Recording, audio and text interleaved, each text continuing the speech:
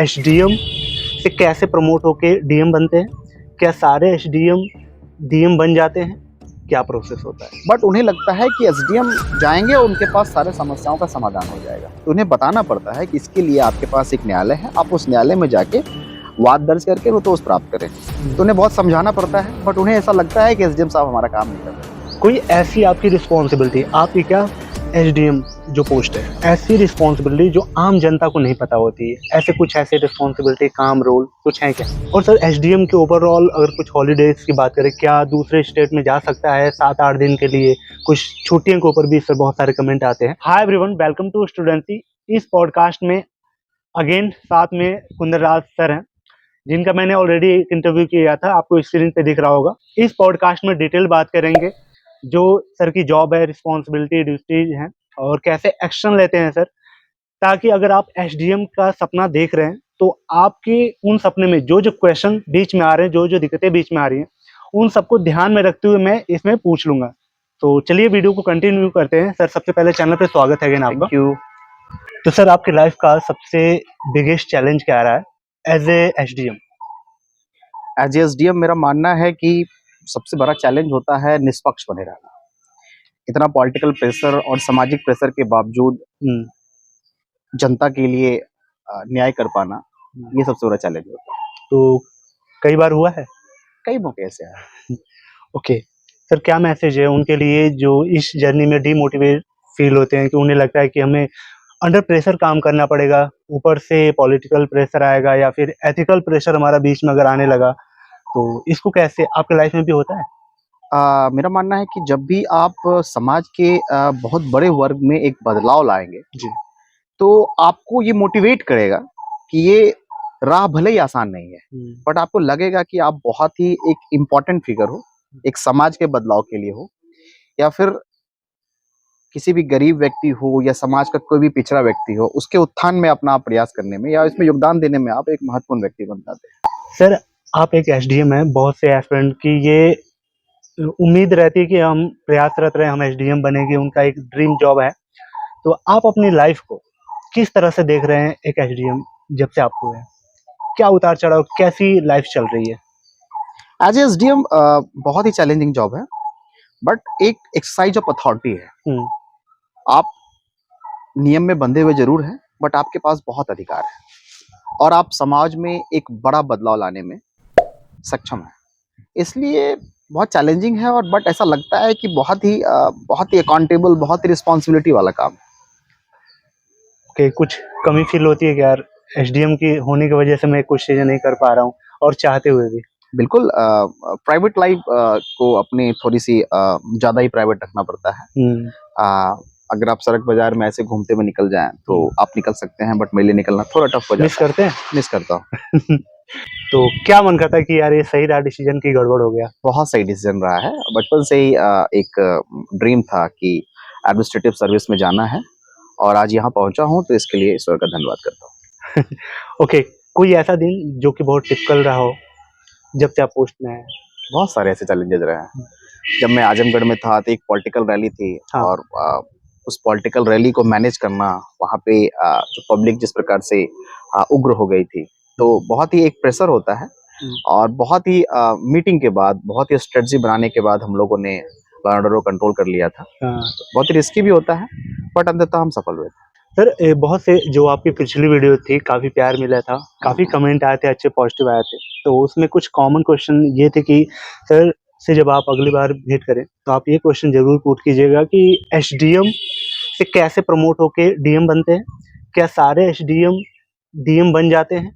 क्या प्रोसेस होता है? दोस्तों वीडियो कंटिन्यू करने से पहले आपके साथ एक शानदार जानकारी देने वाला हूँ। अगर जो भी यूपीपीएससी या बीपीएससी के लिए बेस्ट अफोर्डेबल प्राइस पे कोचिंग की तलाश में, जो कि क्वालिटी कंटेंट अच्छा प्रोवाइड करती हो, तो इस वीडियो में मैं आपको बताने वाला हूँ पीडब्ल्यू, यूपीपीएससी एंड बीपीएससी वाले की तरफ से जो इनके बैचेज हैं, जो कि 10,000 के जनरली होते हैं, लेकिन फिलहाल आपको 5,000 के अंडर मिल रहे हैं और 4,000 के अंडर मिल रहे हैं।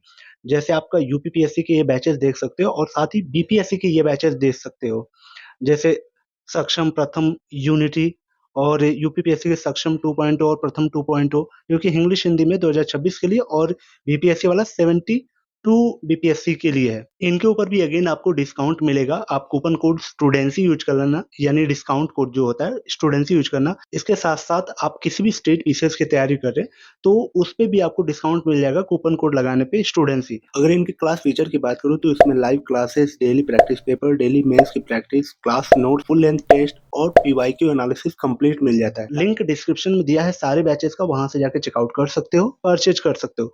कूपन कोड स्टूडेंसी डालने पे ही आपको डिस्काउंट मिलेगा और ये सारे फीचर ओपन होंगे। चलिए अपने वीडियो को कंटिन्यू करते हैं। Thank you. देखिए, जितने भी एसडीएम हैं, एसडीएम का जो प्रमोशन होता है हमारे उत्तर प्रदेश में, तो एसडीएम जो अमूमन 5 से 6 साल में उनकी स्केल हो जाती है 6600, और वो एडीएम के लिए एलिजिबल हो जाते हैं। ओके। एडीएम में जब वो ज्वाइन कर लेते हैं, उसके बाद 6 से 7 साल के बाद वो आईएएस में इंडक्ट हो जाते हैं, तो इंडियन एडमिनिस्ट्रेटिव सर्विस में तो वो पहुंच जाते हैं। बट अब डीएम यानी कलेक्टर बनना, ये तो डिपेंड करता है कि आपको नियुक्ति विभाग कलेक्टर बनाता है कि नहीं बनाता है, बट आप आईएएस जरूर बन जाएंगे। ओके, यानी ये सारे एसडीएम इस पोस्ट तक चले जाते हैं जो एडिशनल डीएम जी के जी ऊपर? जी जी जी। ओके। और सर इसका प्रोसेस लगभग जैसे यूपीपीसीएस से कोई सेलेक्ट होता है और एसडीएम बनता है तो ये प्रोसेस कितना लंबा हो जाता है? अमूमन 15 से 16 साल में। 15-16 साल। कोई भी पीसीएस है जो एसडीएम से डिप्टी कलेक्टर से इसकी तैनाती हुई है, हाँ। तो 15-16 साल में वो आईएएस में इंडक्ट हो जाता है। ओके। और सर एसडीएम के ओवरऑल अगर कुछ हॉलीडेज की बात करें, क्या दूसरे स्टेट में जा सकता है 7-8 दिन के लिए?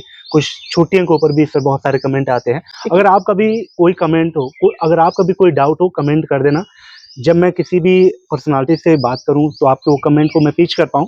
तो सर एक बार बताएं हॉलीडे को। जहाँ तक हॉलीडे की बात है, आप इंडिया में कहीं भी हॉलीडे के लिए जा सकते हो, उसके लिए कोई प्रॉब्लम नहीं होती है। आप अपने डिस्ट्रिक्ट मजिस्ट्रेट से परमिशन लेके आप जा सकते हैं। बट इंडिया से बाहर जाने के लिए जो अपॉइंटमेंट हमारा नियुक्ति विभाग है, हाँ। वहां से आपको अनुमति लेनी पड़ेगी, वो भी अनुमति मिल जाती है। तो कोई बहुत विशेष दिक्कत नहीं है। कितने दिन पहले सर लेना पड़ता है? आपको 1 से 2 मंथ पहले बस एक एप्लीकेशन देना पड़ता है नियुक्ति विभाग को। अच्छा। और वहां से अनुमति मिल जाती है। ओके। अगर आप इंडिया से बाहर जाना चाहते हैं हॉलीडे के लिए, 1 हफ्ता 10 दिन के लिए जा सकते हैं? बिल्कुल जा सकते हैं। ओके। और सर कभी आपको एक्सीडेंशियल पता चले कि मुझे जाना है तो कुछ प्रावधान है क्या कि आप? नहीं, अगर आप अब्रॉड की बात कर रहे हैं, हाँ। तो ऐसे आप रैंडमली नहीं जा सकते हैं। आपको बतानी पड़ेगी नियुक्ति को और वहां परस्यू करना पड़ेगा। अच्छा। तो मोस्ट प्रोबेबली आपको 10 से 15 दिन तो लग ही जाएंगे। कभी भी जैसे पोस्टिंग होती है आपकी, एक जगह हुई उसके बाद दूसरी जगह होती है, आपका ट्रांसफर होता है, तो बहुत सारे उतार चढ़ाव आपको मिलते होंगे। वहां पे पहले तो ऐसे लोग मिलते हैं, फिर उसके बाद नई जगह जाओ तो और अलग चैलेंज, शिफ्ट करना, वहाँ के लोगों की मेंटेलिटी कैसे सेट करते हैं आप? देखिए, इस सर्विस की यही खासियत है कि इसमें बहुत वैरायटी है। आपको कोई भी काम मोनोटोनस नहीं लगेगा। आप कभी इस सब डिवीजन में है, कभी इस सब डिवीजन में है, कभी इस डिस्ट्रिक्ट में है, तो आपको एक वैरायटी ऑफ वर्क है, वैरायटी ऑफ लोग है, तो चीजें जो है मोनोटोनस नहीं होती है। और ये एक तरह से हम लोगों को मोटिवेट करता है कि नए नए चैलेंजेस देखने को मिलते हैं, तो ये अच्छा लगता है। इसमें कहीं कुछ नेगेटिव बातें नहीं है। फैमिली आपको कहती नहीं कि क्या हम लोग को दौड़ा रहे हैं, हम लोग को दिक्कत हो रहा है, एक जगह सेट होते हैं? कोई भी गवर्नमेंट जॉब जिनकी भी ट्रांसफरेबल होती है, जो भी क्लास 1 क्लास 2 होते हैं, तो उनकी तो ऑलमोस्ट उनकी फैमिली तो परेशान होती ही है। और कि आप जो भी शिफ्टिंग वगैरह है, तो वो नेचुरल है, प्रॉब्लम है जी। कोई ऐसी आपकी रिस्पॉन्सिबिलिटी, आपकी क्या एसडीएम जो पोस्ट है, ऐसी रिस्पॉन्सिबिलिटी जो आम जनता को नहीं पता होती है, ऐसे रिस्पॉन्सिबिलिटी, काम, रोल कुछ है क्या? जिससे सबसे इम्पोर्टेंट होती है कि हम लोग एक अनुमंडल, सब डिवीजन या तहसील में जो भी शांति व्यवस्था है या एक व्यवस्था बनी हुई, एक अनुशासन है, उसको बनाने के लिए हम लोग अकाउंटेबल होते हैं। और उसके लिए कितना हम लोगों को स्ट्रेटजी बनानी पड़ती है, कितनी मीटिंग करनी पड़ती है, कितने त्वरित डिसीजन लेने पड़ते हैं, कितना रिस्क होता है, ये सिर्फ हम ही लोगों को पता होता है। क्योंकि अगर कुछ भी नेगेटिव होगा तो अल्टीमेट जिम्मेदारी हम ही लोगों पे आती है। तो बहुत ही सोच समझ के रिस्क लेना पड़ता है हम लोगों को, एक जिले में, एक अनुमंडल में लॉ एंड ऑर्डर को बनाए रखने के लिए। बिल्कुल सर, जो मेरा क्वेश्चन होने वाला है वो आपने अभी एग्जैक्ट बताया, लेकिन इसको थोड़ा सा जनरल अगर बातों में अगर आप समझाना चाहें, जो एक बिगिनर है कि एसडीएम का काम होता क्या है, तो जनरली क्या कहना चाहेंगे जो एक बिगिनर समझ पाए आपकी बात? देखिए, एसडीएम आप एक तहसील या सब डिवीजन में जितने भी राशन की दुकानें हैं, जितने भी थाने हैं, जितने भी भूमि संबंधी विवाद हैं, जितनी भी आप इतना समझ लो कि जितनी भी लोगों की समस्याएं हैं उसमें से 70 to 80% समस्याएं हम ही लोगों को देखना पड़ता है। अगर किसी का एग्रीकल्चर लैंड के संबंध में डिस्प्यूट हो गया तो उसके लिए भी एसडीएम के पास वो जाएंगे। अगर किसी की मारपीट हो गई, मारपीट की नौबत आ गई, तो लॉ ऑर्डर की जिम्मेदारी भी हमारी ही आती है। राशन की दुकानों का इंस्पेक्शन करना हमारी जिम्मेदारी आती है कि राशन ठीक से बट रहा है कि नहीं बट रहा है। इवन स्कूलों का भी इंस्पेक्शन करना पड़ता है कि स्कूल में टीचर्स आ रहे हैं, पढ़ा रहे हैं कि नहीं पढ़ा रहे हैं। तो बहुत वैरायटी के काम है, बहुत बड़ी जिम्मेदारी है हम लोग के पास। ओके सर, एडमिनिस्ट्रेटिव ड्यूटी जो आपकी है, इनके बीच में कभी आपके जो जनता की उम्मीदें हैं वो भी बीच बीच में आती हैं? कुछ एडमिनिस्ट्रेटिव ड्यूटी आपकी कहती होगी नहीं ये चीज नहीं कर सकते, लेकिन जनता आपसे उम्मीद की है कि सर हमें ये काम हमारा कर देते तो बहुत अच्छा रहता है। हाँ, इसको बैलेंस बहुत सही प्रश्न पूछा आपने। एक्चुअली होता ये है कि पब्लिक इतनी रूल रेगुलेशंस के से अवेयर नहीं होती है। हाँ। तो उन्हें लगता है कि मैं एसडीएम के पास गया और एसडीएम अब ये काम मुझे कर देंगे। हाँ। बट उन्हें ये बताना पड़ता है कि ये मेरे अधिकार क्षेत्र से बाहर है। बहुत सारे ऐसे प्रकरण आते हैं जो सिविल जो न्यायालय है वहां पे होने हैं, बट उन्हें लगता है कि एसडीएम जाएंगे और उनके पास सारे समस्याओं का समाधान हो जाएगा। तो उन्हें बताना पड़ता है कि इसके लिए आपके पास एक न्यायालय है, आप उस न्यायालय में जाके वाद दर्ज करके वो तो प्राप्त करें। तो उन्हें बहुत समझाना पड़ता है, बट उन्हें ऐसा लगता है कि एसडीएम साहब हमारा काम नहीं कर रहे। ये एक प्रेशर रहता है, बट बैलेंस बनाना पड़ता है, लोगों को समझाना पड़ता है। संवाद इसका सबसे सटीक उपाय है। ये तो सीन आपके सामने हमेशा घटता होगा कि जो अभी क्वेश्चन पूछा इस तरह के हमेशा लगता होगा कि लग रहा है एसडीएम सर मेरा काम नहीं कर रहे हैं। जब आप जनता के लिए इतना ओपन होकर काम कर रहे हो और जब जनता आपसे इस तरह से उम्मीदें करती है, ये सोचती है, तो फिर कैसे अपने आप को हैंडल करते हैं आप शाम को सोते समय? बस इंट्रोस्पेक्शन तो करना पड़ता है कि बहुत सारे ऐसे लोगों की समस्याओं का समाधान है। हाँ। जो हम लोग उनका काउंसलिंग करके कर सकते हैं। अगर उन्हें सिविल न्यायालय में उसके लिए मुकदमा लड़ना है तो जो हमारे तहसील में जो भी अधिवक्तागण होते हैं उनसे मैं उनका संपर्क कराता हूँ कि अधिवक्ता के माध्यम से आप मुकदमा दर्ज कराइए और आपको जरूर न्याय मिलेगा। तो खुद से मैं भी प्रयास करता हूँ कि जो भी मेरे पास आए हैं, अगर मैं उसकी समस्या के निस्तारण करने के लिए एक सक्षम व्यक्ति नहीं हूँ तो एटलीस्ट उन्हें रास्ता दिखा देता हूँ कि आप इस रास्ते पे चल के आपकी समस्या का निस्तारण हो सकता है। कोई ऐसी घटना सर जो बहुत टफ डिसीजन रहा हो कि मुझे लेना ही पड़ेगा ना चाहते हुए, कुछ ऐसा मोमेंट याद है? बहुत सारे ऐसे मोमेंट रहे हैं, किसी एक को तो मैं नहीं कह सकता, बट इलेक्शन के दौरान इस तरह के बहुत मोमेंट हुए कि बहुत सारी महिलाएं लाइन में आ जाती हैं और उनके जो अंगूठे के हैं, जो थंब साइन है, वो मैच नहीं करते हैं। तो वो इतना वेरी करता है और फिर लगता है कि इनके मताधिकार के प्रयोग से इन्हें वंचित तो ना कर दे। अगर मैं कहूँ कि आपके बिल्कुल वो खेतों में काम करते हैं तो उनके अंगूठे खराब हो जाते हैं। तो ऐसे बहुत लोगों को रोकना पड़ता है, बट हमें कानून का पालन करना है। इस तरह के डिसीजन लेने में कभी बुरा भी लगता है कि मैं इन्हें रोक रहा हूँ, इनके मताधिकार से वंचित कर रहा हूँ, बट मुझे ये पता है कि इनके अंगूठे में प्रॉब्लम है या इन्होंने खेतों में काम किया जिस कारण से वो मैच नहीं कर रहा है। इस तरह की बहुत सारी चीजें हैं। खैर, संविधान हमारा सर सर्वोपरि है। अगर आपको पॉलिटिकल प्रेशर आता है, आपको या किसी भी सिविल सर्वेंट को कैसे हैंडल किया जा सकता है? उनके क्या-क्या पैरामीटर हो सकते हैं? इसका एक ही सॉल्यूशन है, विनम्रता से अपनी विचारों पे अडिग रहना, नियम का पालन करना, दृढ़ता से अडिग रहना और विनम्रता पूर्वक उनसे बात करना। यही इसका समाधान है। सर, कुछ ऐसी बात जो आपको इस पूरे पोस्ट ने सिखाई हो, एज ए स्टूडेंट जो आपने सीखा हो, दोनों को अगर कंबाइन करते हुए? एज ए स्टूडेंट मेरा यही एक बचपन से ड्रीम रहा कि मैं कुछ ऐसा अचीव करूं जिससे मेरी फैमिली को सेटिस्फैक्शन मिले, मुझे सेटिस्फैक्शन मिले और मैं समाज में बीच में रह के समाज के एक बड़े वर्ग को प्रभावित करने में सक्षम हो सकूं। ये मेरे लिए सबसे बड़ी एक ड्रीम था मेरा। और एसडीएम बनने के बाद ये ड्रीम कभी-कभी लगता है कि हाँ, मैं एक बड़ा बदलाव करने में सक्षम। ओके, अगर सर एडमिनिस्ट्रेटिव पावर आपको और ज़्यादा दी जाए, तो आप इस सिस्टम में क्या बदलाव चाहेंगे? जो खैर ये बहुत बड़ा क्वेश्चन है सर, और मे बी आपको कुछ विजन होगा आपका कि मैं ये कुछ चेंज करना चाहता हूँ। अगर आपके पास आई थिंक आपको इसको मोर डिजिटलाइज करना है। हाँ। डिजिटल, ट्रांसपेरेंट और जवाबदेही, अकाउंटेबिलिटी, ये हमें तय करनी होगी। मैं इसको और डिजिटलाइज और अकाउंटेबल और ट्रांसपेरेंट करना चाहूंगा। डिजिटलाइज करने की वजह सर? चीजें ये ट्रांसपेरेंट और डिजिटल दोनों एक दूसरे से पैरेलल है कि मैं चाह रहा हूँ कि कोई भी चीजें हो रही हैं तो वो सभी के पहुंच पे हो, सभी के रीच में आ जाए, सभी समझ सके कि क्या हो रहा है। को देख सकते हैं। अगर आप आय जाति प्रमाण पत्र ही आप निर्गत करना चाहते हैं तो वो ऑनलाइन पोर्टल पे दर्ज है। एक टाइम बार्ड होता है कि 10 दिन या 5 दिन के अंदर इसको आपको जारी करना है। वो 16 दिन होगा तो वो टाइम डिफॉल्ट हो जाएगा। तो एक डिजिटलाइज हो जाता है तो चीजें बिल्कुल ट्रांसपेरेंट हो जाती है। सर कुछ डेली रूटीन की बात बताएं कि आप सुबह से शाम तक क्या करते हैं? एक टिपिकल डे मेरा बीतता है कि स्टार्टिंग में सुबह 10 o'clock या तो कोई मीटिंग्स होती है या फिर फील्ड विजिट होता है या कहीं इंस्पेक्शन करना होता है। तो इस तरह के कामों में ही, न्यायालय के कार्य होते हैं, इस तरह के कार्यों में ही पूरा दिन बीतता है। जो एस्पिरेंट करीब 7-8 लाख लोग फॉर्म भरते हैं, 3-4 लाख लोग अपीयर होते हैं। लोगों की उम्मीद रहती है कि एसडीएम बनना है और देश की सेवा करनी है। रियलिटी सर क्या है? वो चाम, वो भौकाल, सैक्रिफाइस, कितना पेशेंस चाहिए और किनके लिए ये जॉब, मैं डायरेक्ट कट टू कट पूछूं, किसके लिए ये ठीक जॉब है और कौन से लोग दूर रहें तो ही ठीक है इस पोस्ट से? देखिए, इस पोस्ट से जो भी एक यूथ कोई ड्रीम अचीव करने की सोच रहा हो कि मैं एसडीएम बन जाऊंगा तो फिर मैं ये करूंगा वो करूंगा, तो बहुत सारी चीजें संभव है, नो डाउट।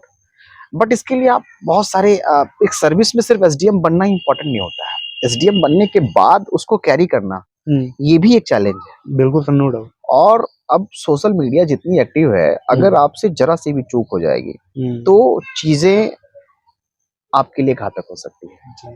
तो बहुत ही समझदारी के साथ, अब बहुत ही पढ़ते हुए, आप हमेशा आपको गवर्नमेंट के जो भी ऑर्डर्स होते हैं, जीओ होते हैं, उनको पढ़ते रहना है और चीजों को बड़ी ही संजीदगी के साथ देखना है। सिर्फ ऐसे नहीं देखना है कि एसडीएम गाड़ी से उतर रहा है, हूटर चल रहे हैं या गार्ड्स हैं, ये सब चीजें तो हैं, ये तो स्टार्टिंग में आपको अच्छे लगेंगे। 1 से 2 साल बाद आपके लिए इम्पोर्टेंट है कि आपके सामने जो जो चैलेंजेस है, जो भी डिस्प्यूट्स हैं, जो भी न्यायालय के फैसले हैं, उसको आपको त्वरित निर्णय लेना है। जो भी अनुमंडल की जो भी दिक्कतें हैं, लॉ एंड ऑर्डर की समस्याएं हैं, इसका त्वरित डिसीजन लेना ही आपके लिए चैलेंजिंग होता है। तो जो भी समाज में रह के समाज में बदलाव करना चाह रहे हो, जिनके अंदर थोड़ी सी सेवा भाव हो, उनको ये चीजें अट्रैक्ट करेगी आगे जाके। अदरवाइज 1-2 साल के बाद बहुत सारे लोगों को ये अट्रैक्ट नहीं करेगी। नहीं करेगा। ठीक है, पढ़ाई के साथ ये जो पर्सनालिटी है कैसे डेवलप की जा सकती है, आपने कैसे की?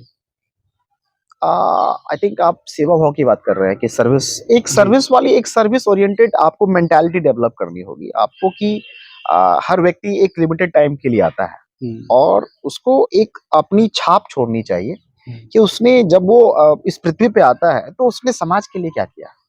समाज ने मुझे इतना दिया है तो मैं भी समाज के लिए कुछ करके यहाँ से जाऊं, ताकि एक आप जाते हैं, अगर 80-90 साल के बाद अगर आप जाते भी हैं तो लोग आपको याद रखें कि वो एक अधिकारी आए थे, उन्होंने बहुत अच्छा काम किया था इतने गरीबों का, या कोविड के टाइम में बहुत सारे अधिकारियों ने बहुत अच्छा काम किया था। जी, तो सर की पर्सनालिटी आप देख रहे होंगे, ये जो कॉन्फिडेंस है काफी लंबे टाइम के बाद आता है।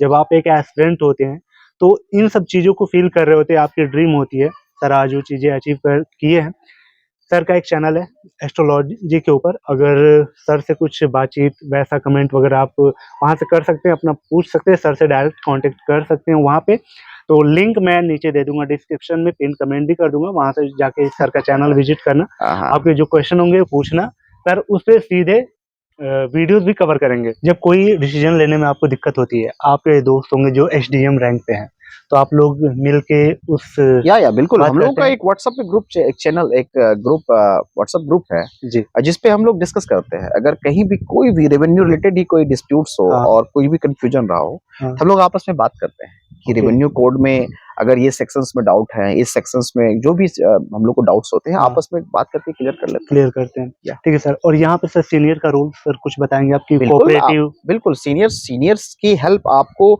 जब भी आपको लाइफ में कोई डायलेमा या कंफ्यूजन हो तो आपको मार्गदर्शन आपके सीनियर्स ही देंगे, और हमेशा सीनियर्स के टच में रहना चाहिए, चाहे वो स्कूल हो, कॉलेज हो, चाहे वो सर्विस हो। यहाँ भी बहुत सारे सीनियर्स हैं जो मैं उनसे मार्गदर्शन लेता रहता हूँ, जब भी कोई डाउट हुआ मैं उनसे पूछता रहता हूँ। ओके, कभी हेल्प हुई है वैसी सर जहाँ पे आपने स्टॉक हुए हैं और वो सजेस्ट किया कि कुंदराज आप इस मार्ग से जा सकते हैं, यहाँ से निकल सकते हैं? बहुत सारे ऐसे मौके हैं, बहुत, एक नहीं गिना पाऊंगा, बहुत सारे मुझे सीनियर्स का बहुत साथ मिला, थैंक गॉड। और मैं सीनियर से सारी चीजें शेयर करता हूँ और जहां भी संभव हो मैं उनसे मदद लेता हूँ। ओके सर, कुछ ट्रेनिंग के बारे में बताएं। जब UPAM में ट्रेनिंग होती है तो कुछ आप बताना डिप्टी चाहेंगे? कलेक्टर जब आप चयनित होते हैं हम्म, तो आपका एक फाउंडेशन होता है, उपाम लखनऊ अलीगंज में है। वहाँ 3 मंथ की आपकी फाउंडेशन ट्रेनिंग होगी। देन उसके बाद 6 से 7 मंथ आप डिस्ट्रिक्ट में फील्ड ट्रेनिंग करेंगे। उसके बाद आपकी आ, फिर 3 मंथ की एडवांस ट्रेनिंग होती है। हाँ। तो ये उपाम में दोनों 6 मंथ की ट्रेनिंग होती है और 7 से 8 मंथ आपकी डिस्ट्रिक्ट में होती है और उसके बाद आपकी फील्ड में फर्स्ट पोस्टिंग होगी। ओके सर, कुछ मेडिकल भी होता है? मेडिकल बहुत रेयर। नॉर्मल सी होती है बहुत हाँ। नॉर्मल सी होती है। बहुत फिजिकल एक्टिविटी नहीं कराया जाता है, कोई रनिंग या कोई इस तरह का कुछ नहीं होता है, बट नॉर्मल आपका पूरा बॉडी चेकअप होता है। आपकी ईसीजी, हार्ट, बीपी, नॉर्मल ये सब चीजें चेक होती है। ओके, जो सर आपके जूनियर होते हैं, जो आपको हम्म। रोल मॉडल मानते हैं, चाहे जो आपके साथ काम करने वाले हैं, जैसे आपको बंगला अलॉट हुआ तो आपके साथ जो काम कर रहे हैं, तो उनको उनके सर से कैसे कोऑर्डिनेशन बैठा के रखें ताकि चीज़ें स्मूथ रहें? एक्चुअली आप कुछ भी अचीव कर ले तो हुँ, अपने आसपास या अपने जो अतीत में जो आपके लोग हैं या जो अभी सराउंडिंग्स आपके जी। साथ है उनके साथ एक कॉर्डियल रिलेशन बना के रखना चाहिए। क्योंकि अगर आप अचीव कर रहे हैं तो आप में कुछ कुछ ईश्वरीय कृपा है जो आप अचीव कर रहे हैं। तो आपको ईश्वर ने चुना है, आपको ईश्वर ने इतना सक्षम बनाया है, तो आप अपने आसपास अपने मित्र, अपने दोस्त उनके साथ उनका कुछ ना कुछ भला करें, क्योंकि आपको सक्षम ईश्वर ने बनाया है। 3, 4, 5 अटेम्प्ट देने के बाद भी निराशा हाथ लगी, कभी प्री नहीं निकल रहा है 3 बार, तो मेंस में जाकर रुक जा रहा है। मेंस नहीं निकला, इंटरव्यू भी तक नहीं पहुँचे। सर, एक मध्यम वर्गीय परिवार का ही बच्चा ज़्यादा तैयारी करता है। हम्म। ये सिचुएशन को आप समझ रहे होंगे बहुत अच्छे से। सर, क्या कहना चाहेंगे उस देखिए बच्चे को? इसके लिए जो भी यूपीएससी या पीसीएस की तैयारी करते होंगे तो हुँ, एक वर्ड ये लोग पढ़ते होंगे एथिक्स में, परसेवरेंस। हुँ, एक होता है कि मैं खुद 7 से 8 साल मैंने प्रिपरेशन किया है सिविल हुँ, सर्विस का, जी, तो मैं खुद समझता हूँ। बिल्कुल। एक तो होता ये है कि अगर आप प्रीलिम्स दे रहे हैं, प्रीलिम्स क्रैक कर लिया आपने, मेंस आप फेल कर जा रहे हैं, या मेंस क्रैक कर लिया, इंटरव्यू फेल कर जा रहे हैं, तो एक साइकिल बन जाता है। उस साइकिल में जो भी एस्पिरेंट है वो फंस जाता है। तो चीजें उनको लगता है कि अब मैं टाइम वेस्ट तो नहीं कर रहा हूँ। ये सबसे बड़ा उनके लिए चैलेंजिंग होता है कि ये जो 2-3 सालों से मैं पीटी मेंस इंटरव्यू कर रहा हूँ और फाइनली हुँ, कुछ कर नहीं पा रहा हूँ, जी, कहीं में वेस्टेज मेरा टाइम, मनी, एनर्जी सब वेस्ट तो नहीं हो रहा है। बट मैं यही कहूंगा, अगर कोई व्यक्ति होल हार्टेडली ढंग से तैयारी कर रहा है तो 3 से 4 सालों में उसका हो जाता है। कोशिश करनी चाहिए, अपने आप को मोटिवेट करे और लगे रहे। हार्ड वर्क जो करेगा तो उसको रिवॉर्ड तो मिलना ही मिलना 3-4 बार अगर नहीं क्लियर हुआ तो क्या अपनी प्रिपरेशन पे लिमिट लगा दें? क्या कुछ और ट्राई करें? है। एक एक लिमिटेशन की बात करना चाहेंगे आप? या मैं कहूँगा जी। एक एक कोई भी एस्पिरेंट अगर है, कोई भी स्टूडेंट है, अगर हुँ, वो एग्ज़ाम के लिए प्रिपेयर हो रहा है, जी, वो एग्ज़ाम दे रहा है, तो 2 से 3 साल बाद एक उसको एक खुद समझ आ जाती है कि मैं ये क्रैक कर पाऊँगा कि नहीं कर पाऊँगा। तो ये सेंस आपको अपने अंदर उसको ढूँढना होगा कि ये मैं इसके काबिल हूँ कि नहीं। हुँ। अगर आपको लगता है कि नहीं मैं क्रैक नहीं कर सकता, तो आपको तुरंत इसे छोड़ देना चाहिए। सो कैसी लग रही वीडियो कमेंट करके बताएँ, कोई अगर डाउट हो आपका कमेंट कर देना। मैं वही क्वेश्चन पूछता हूँ जो आपके डाउट होते हैं, तो कुछ भी ऐसा आपका सिविल सर्विस से रिलेटेड डाउट होगा, पूछ लेना। मैं अगले टीचर, टॉपर, कैंडिडेट या फिर आपके ऑफिसर से वो क्वेश्चन पूछ लूँगा। सर, ऐसी कुछ बातें जो मैं आपसे ना पूछ पाया हूँ और आप शेयर करना चाह रहे हो एज़ फ्रेंड से? एस्पिरेंट से मैं इतना ही कहूँगा कि आप अ, टाइम को वेस्ट ना करें। आप चीज़ों को बहुत ही एक माइन्यूट अपने एक एक एक अंडरस्टैंडिंग डेवलप करना होगा आपको कि आपको लास्ट ईयर के क्वेश्चंस देखने होंगे। हुँ, आपको प्रीलिम्स, मेंस, इंटरव्यू सबको एक कंप्लीट अप्रोच के साथ देखना होगा कि आप ये क्रैक कर सकते हैं कि नहीं कर सकते। ये हुँ, सबसे बड़ी दुविधा है। बहुत सारे लोग हैं जिनका सोशल स्टडीज़ में इंटरेस्ट नहीं है हुँ। और वो क्रैक करना चाहते हैं यूपीएससी, तो उनके लिए फिर दिक्कत है। तो अपना एक सब्जेक्ट के प्रति क्या आपका इंटरेस्ट है वो देख लें, उसके बाद ही इस लाइन में आप आएँ। Thank you so much sir. ये जो क्वेश्चन होते हैं, ये डायरेक्ट आप इन फीलिंग को आप फ़ील कर पा रहे होंगे अगर आप एक एस्पिरेंट हैं। ऐसे कट टू कट क्वेश्चन है जो कि जहाँ पे सर के एक्सप्रेशन ही आपको बता दे रहे होंगे कि क्या डिमांड है और क्या आपको देना पड़ेगा। So thank you so much आप लोगों का। Thank you so much sir. Thank you.